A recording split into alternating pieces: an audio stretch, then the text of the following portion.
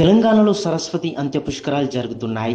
జయశంకర్ భూపాలపల్లి జిల్లా కాళేశ్వరం త్రివేణి సంగమం వద్ద ప్రభుత్వం పుష్కరాలను నిర్వహిస్తుంది. ఇక్కడ గోదావరి ప్రాణహిత సరస్వతి మూడు నదుల కలయికే త్రివేణి సంగమంగా పిలుస్తారు. సరస్వతి నది అనేది అంతర్వాహినిగా ప్రవహిస్తుంది. జ్ఞానానికి విద్యకు ఆదిదేవత అయిన సరస్వతి అంత్య పుష్కరాల విశిష్టతను కాళేశ్వర ముక్తేశ్వర స్వామి ఆలయ అర్చకులు ఫణీంద్ర శర్మ వివరించారు. పుష్కర సమయంలో నదిలో 3.5 కోట్ల తీర్థ సర్వదేవతలు ఉంటారని పురాణాలు చెబుతున్నాయి. ఈ సమయంలో చేసే దానాలు, జపాలు, హోమాల వల్ల విశేష ఫలితాలు కలుగుతాయి. దేవతామూర్తులంతా నదిలో ఆవాహమై ఉంటారని నమ్ముతారు. అందుకే పుష్కర సమయంలో పుష్కర స్నానాలు ఆచరిస్తే విశేష ఫలితాలు కలుగుతాయి. ఈ సమయంలో పుష్కర స్నానం ఆచరించడం ద్వారా కోటి యజ్ఞాలు చేసిన ఫలితం కలుగుతుందని అంటారు. కాళేశ్వర ముక్తేశ్వర స్వామి క్షేత్రంలో త్రివేణి సంగమ తీరంలో దక్షిణ కాశీగా పేరుగాంచిన క్షేత్రం. ఇక్కడ గోదావరి ప్రాణహిత అంతర్వాహిని సరస్వతి నదుల యొక్క 3 నదుల కలయికే త్రివేణి సంగమం.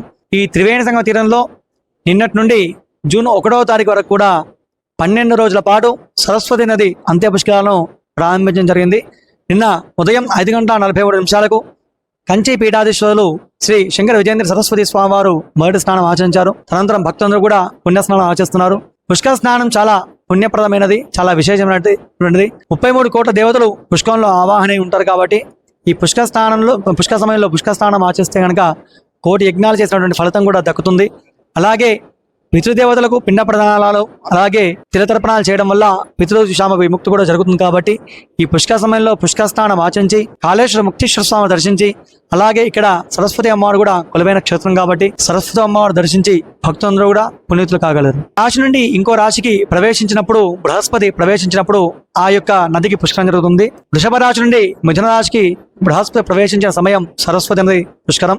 ఇప్పుడు ఈ చివరి 12 రోజులు కూడా, అంటే ఈ రాశి నుండి ఇంకో రాశికి, మిథున రాశి నుంచి కర్కాటక రాశికి బృహస్పతి ప్రవేశించే చివరి 12 రోజులను అంత్య పుష్కరాలుగా పరిగణించబడుతుంది.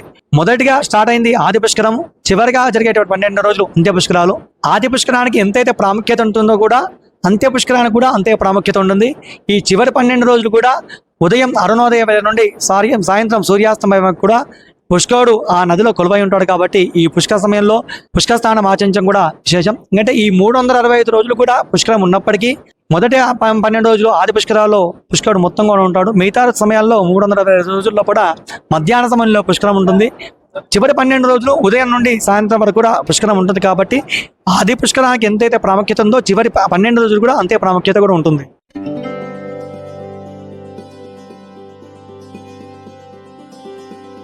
thank you.